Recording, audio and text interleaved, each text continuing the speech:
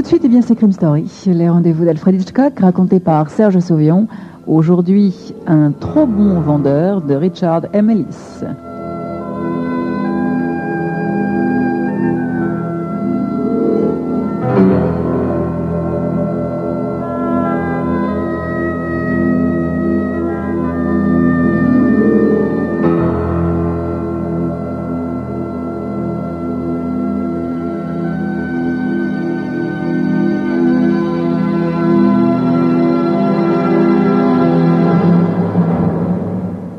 Le lendemain de l'enterrement de sa femme Hélène, Roger Bartlett était assis tout seul dans le living room de sa maison, fronçant les sourcils devant le portrait de sa femme sur le mur, en face de lui. C'était un excellent portrait, très ressemblant. Oui, vraiment, Hélène avait été une très belle femme. Bartlett résista à l'envie de lancer sa tasse de café contre le portrait. Il se força à la terminer avant de la poser sur la table basse. C'est à ce moment-là que le téléphone sonna. C'était le lieutenant de police Pacino. « Non, monsieur, il n'y a rien de nouveau. Nous nous trouvons au point mort, sans mauvais jeu de mots. Franchement, monsieur, je pense qu'il va être difficile de trouver l'assassin de votre femme, à moins que quelqu'un fasse des aveux spontanés. » Bartlett crispa les mâchoires, puis répondit « Je suis très occupé, lieutenant. Aujourd'hui, j'ai l'intention de fermer la maison pour m'installer en ville. » « Oui, je vous comprends, monsieur Bartlett. Si je vous appelle, c'est que je me demandais si vous aviez ouvert votre courrier ce matin. » Bartlett ferma à demi les yeux et jeta un coup d'œil sur le monceau de lettres et de cartes de visite qui s'étaient accumulées sur la table de l'entrée. À 2 reprises, depuis la mort d'Hélène, depuis presque une semaine donc, il avait rapidement examiné cet amas de courrier pour s'assurer qu'il n'avait négligé aucune importante lettre d'affaires. Il n'avait même pas ouvert les autres. Ce n'était, il le savait bien, que des lettres de condoléances pour la plupart. Mais quelle importance cela peut-il avoir, lieutenant ? Il est presque certain que l'assassin vous a envoyé une carte de visite ou une lettre ces jours-ci, monsieur Bartlett. Étant donné que c'est probablement un de vos amis, il se rendrait très suspect s'il ne vous envoie pas de lettre de condoléances. Je suis certain qu'il en a eu conscience. J'ai peine à imaginer qu'il m'ait envoyé une confession écrite, lieutenant. Certes, non, monsieur, mais il est possible qu'il se soit montré maladroit sans s'en rendre compte, naturellement. Ça arrive parfois, voyez. De toute manière, j'aimerais bien que vous dépouilliez votre courrier ce matin. J'aimerais l'examiner moi-même plus tard. Entendu, lieutenant, mais je persiste à refuser de croire que l'un des hommes présents à cette réunion ce soir-là, donc l'un de mes amis, ait pu tuer Hélène. Cela fait des années que je les connais tous, que j'ai avec eux des relations d'affaires et d'amitié. Oui, monsieur Bartlett, il y a tout de même un fait très important, voyez. C'est que tous ceux qui ont assisté à cette réunion ce soir-là avouent que vous aviez tous beaucoup bu, n'est-ce pas? Bartlett fit la grimace. Ce cocktail, samedi dernier, avait complètement dégénéré dans la soirée. Véritablement dégénéré. S'il n'avait pas eu lieu dans un quartier aussi chic, les journaux en auraient certainement parlé comme d'une rixe entre ivrognes. Mais le lieutenant Pacino continuait. L'un des invités s'est éloigné de la foule. Il s'est rendu dans le patio éclairé qui se trouve derrière votre maison. Et c'est là qu'il a trouvé votre femme seule, dans cette petite clairière entre les arbres, à peu de distance de la maison. À moins qu'il ne l'ait suivi, n'est-ce pas? De toute manière, on peut imaginer que, sous l'influence de la boisson, il lui a fait des avances, qu'elle a résisté, et ensuite que cet homme s'est saisi d'une pierre et qu'il l'a frappée. Il l'a frappée trop fort et elle est morte. Voilà tout simplement ce qui a dû se passer, n'est-ce pas?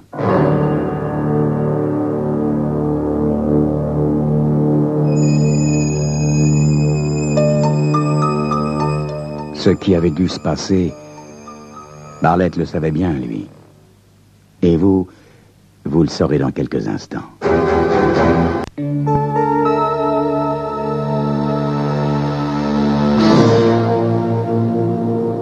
Barlett ne désirait aucunement revivre les événements de cette nuit, ce qui ne l'empêcha pas de demander « Vous êtes formel, lieutenant? À votre avis, il ne peut pas s'agir d'un rôdeur ?» Oh non, monsieur Barlett, c'est impossible. Votre jardin est entièrement clos et les routes qui mènent chez vous sont constamment surveillées par les patrouilles de police. Non, je comprends très bien que vous ayez de la répugnance à penser que le meurtrier puisse être un de vos amis. J'ai pourtant bien peur que ce ne soit le cas, monsieur Barlett. Je comprends. C'est parfait, lieutenant. Je ferai tout ce que vous me demandez pour le courrier. Barlett reposa le téléphone. Au bout d'un moment, il s'approcha du bar qui était encastré dans un coin de la pièce et se versa une rasade de whisky. Avant de boire l'alcool, il fit mine de porter un toast à l'adresse du portrait d'Hélène. Le portrait sembla lui rendre un sourire figé. Hélène ne souriait pas lorsqu'on avait retrouvé son cadavre le soir de la réunion. Elle était étendue au clair de lune dans les bois qui entouraient la maison. Sa robe était déchirée et sa tête baignée dans une flaque de sang sombre et visqueuse. Exactement dans l'état où Barlett l'avait laissée, après lui avoir défoncé le crâne avec une énorme pierre. Avec un mouvement de tête très résolu, Barlett chassa ses souvenirs de sa mémoire. On ne pouvait sérieusement le soupçonner. Il fallait qu'il garde la même attitude. Lui, qui était un excellent vendeur, savait bien depuis de longues années que le secret de la vente, c'est d'abord pour le vendeur de se vendre lui-même. Dans le cas présent, cela signifiait qu'il devait se convaincre lui-même qu'il n'avait rien à voir avec la mort de sa femme. Ceci fait, il ne lui aurait pas fallu beaucoup de peine pour vendre cette idée aux autres. Mais il ne pouvait plus se permettre la moindre faiblesse, même dans ses pensées les plus secrètes, et surtout depuis qu'avait échoué le plan qu'il avait eu en tête de vendre John Carmody à la police comme parfait meurtrier. Qui aurait pu penser que Carmody, ce soir-là, reprendrait connaissance et pourrait ainsi s'éloigner du lieu du crime avant que tous ceux qui cherchaient Hélène aient eu le temps d'arriver dans la clairière? Barlett en était là dans ses pensées quand on sonna alors à la porte, ce qu'il fit sursauter. La sonnette lui semblait lointaine, étrange. Puis il se rendit compte que ce n'était pas le carillon de la porte d'entrée, mais celui de la porte de service derrière la cuisine. Étouffant un juron, il traversa et alla ouvrir la porte de derrière. La surprise le rendit muet. C'était John Carmody, avec son visage poupin, tout pâle et luisant de sueur. Il donnait l'impression d'être sur le point d'éclater en sanglots d'un instant à l'autre. « L'avez-vous déjà lu, Barlett ?»« Et quoi, John? Mais que vous arrive-t-il? Et pourquoi passez-vous ainsi par la porte de service ?» Carmody sembla se détendre un peu. Il repoussa Barlett pour entrer malgré ses protestations. Il traversa le corridor de l'entrée et passa dans le living room. Arrivé dans la pièce, il se laissa lourdement tomber dans un fauteuil. Barlett l'avait suivi et le regardait sans bouger. « Et maintenant, si vous me disiez ce qui vous arrive, John ?» Carmody se passa la main sur le visage et dit « C'est moi qui ai tué Hélène, Barlett. » Quoi? Vous? Oui, je vous ai envoyé une lettre hier soir pour vous le dire. Je suis incapable de vous expliquer ce qui s'est passé, Barlett. J'étais ivre-mort, mais ce n'est pas une excuse, bien sûr. J'ai vu Hélène qui sortait dans le bois, toute seule. Elle était si belle. Carmody enfouit son visage dans ses mains et se mit à pleurer.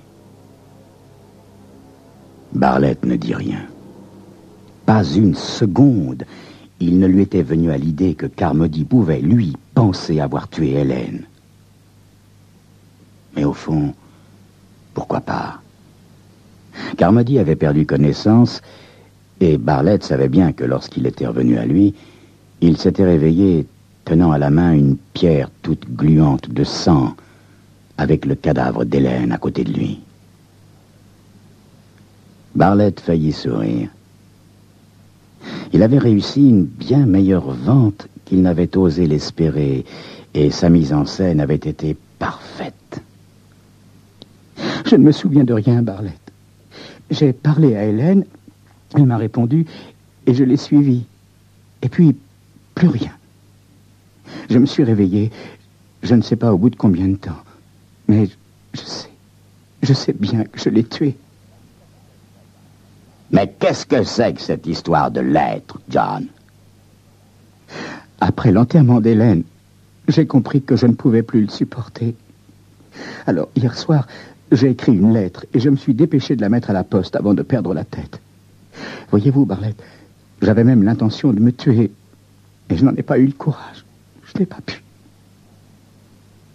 Tout en parlant, John Carmody avait sorti de la poche de sa veste un pistolet à canon court. Il le regardait, hébété. John, je n'ai pas lu votre lettre. Je n'ai même pas regardé le courrier de ce matin.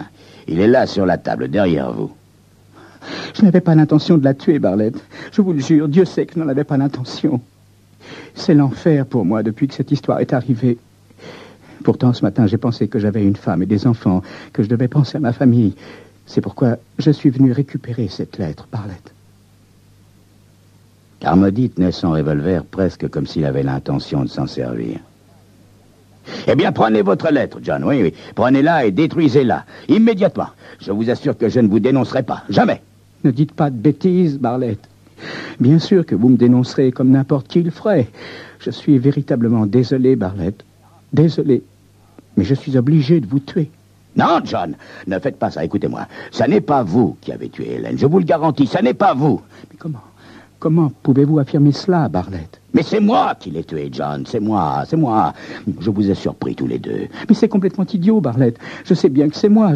J'ai essayé de lui faire du charme. Hélène m'a résisté, alors j'ai... Mais non, elle ne vous a pas résisté, John. Et Bartlett se rappelait la scène. Vous étiez dans les bras l'un de l'autre, là-bas, dans l'herbe. Après quoi, vous avez basculé, vous avez perdu connaissance. Hélène s'est penchée sur vous, elle était à genoux, près de vous, quand je l'ai frappée. C'est ensuite que j'ai tout disposé pour faire croire que c'était vous, l'assassin. J'ai mis la pierre dans votre main et je me suis enfui, en espérant qu'on vous trouverait, avant que vous ne repreniez vos esprits. Vous comprenez, John? Non, Bartlett. J'aimerais bien pouvoir le croire, mais c'est impossible. J'avais la pierre pleine de sang dans la main. Mais John, je vous en conjure, croyez-moi. C'est moi qui ai tué Hélène. J'étais jaloux, voyez-vous, jaloux. Et je vous ai vus, tous les deux. Souvenez-vous, vous l'avez embrassée et elle était consentante. Vous n'avez pas pu la tuer, John. C'est moi qui l'ai tuée. C'est moi l'assassin. Comprenez-vous? Non, Bartlett. Oh, je comprends bien ce que vous êtes en train de faire. Vous essayez de me vendre votre histoire. Avec talent, d'ailleurs, vous avez toujours été un bon vendeur. Mais je suis allé trop loin maintenant. Et je ne peux plus m'arrêter. Je ne peux plus. Carmody leva alors son pistolet et visa soigneusement. Je suis désolé, Bartlett. J'aurais bien aimé trouver un autre moyen, croyez-moi. Et c'est exactement ce que pensa Bartlett au cours des toutes dernières secondes de sa vie.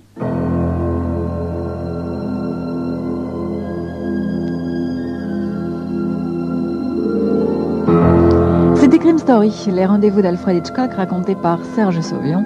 Aujourd'hui, un trop bon vendeur de Richard M. Hillis.